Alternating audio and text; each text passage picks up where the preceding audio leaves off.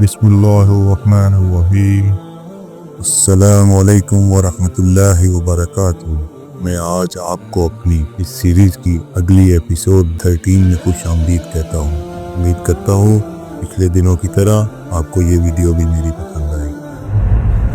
आज ख़ास तौर पर उन इब्तिदाई जंगों पर जो नबी अकरम हज़रत मोहम्मद मुस्तफ़ा सल्लल्लाहु अलैहि वसल्लम की क़ियादत में लड़ी गईं, उनके ऊपर बात करेंगे।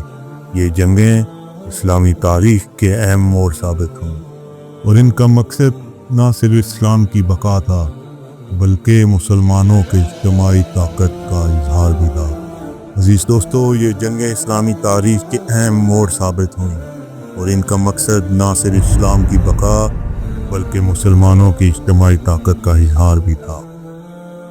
अजीज़ दोस्तों, मैं आपको यहाँ पे बताता चलूँ, ग़ज़वात वो जंगें हैं जो हमारे प्यारे आका हज़रत मोहम्मद मुस्तफ़ा सल्लल्लाहु अलैहि वसल्लम ने अपनी क़ियादत में ख़ुद लड़ी और जिनमें आप सल्लल्लाहु अलैहि वसल्लम के साथ सहाबा कराम भी शरीक हुए। इन जंगों में मुसलमानों को अल्लाह की रज़ा के लिए लड़ने की इजाज़त दी गई। ये जंगें मुसलमानों के दिफा और दीन के फ़रोग़ के लिए लड़ी गईं। अज़ीज़ दोस्तों, इन जंगों में सबसे पहली जंग को ग़ज़वा बदर कहा जाता है। ग़ज़वा बदर 17 रमज़ान 2 हिजरी को पेश आया। ये इस्लाम की पहली बड़ी जंग थी। इस जंग का मकसद मुसलमानों का दिफा और मक्का के कुरैश के जुल्म और सितम का जवाब देना था।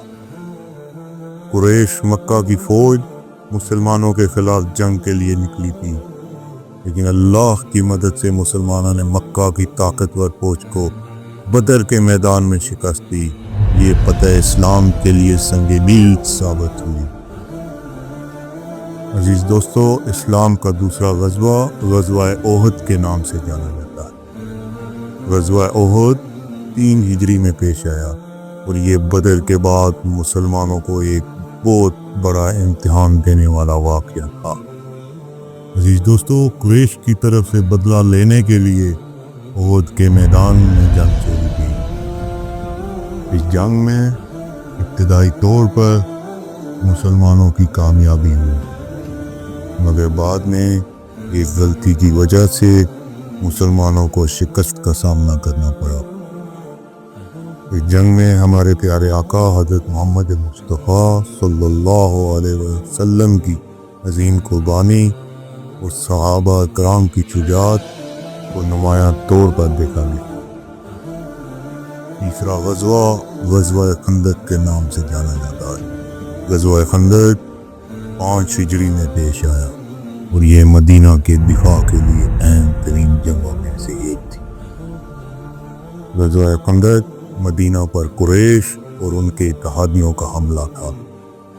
अजीज़ दोस्तों, मुसलमानों ने मदीना की हिफाजत के लिए खंदक खोदने की हिकमत अमली अपनाई, जिसके ज़रिए दुश्मन की फ़ौज के हमले को नाकाम बना दिया गया।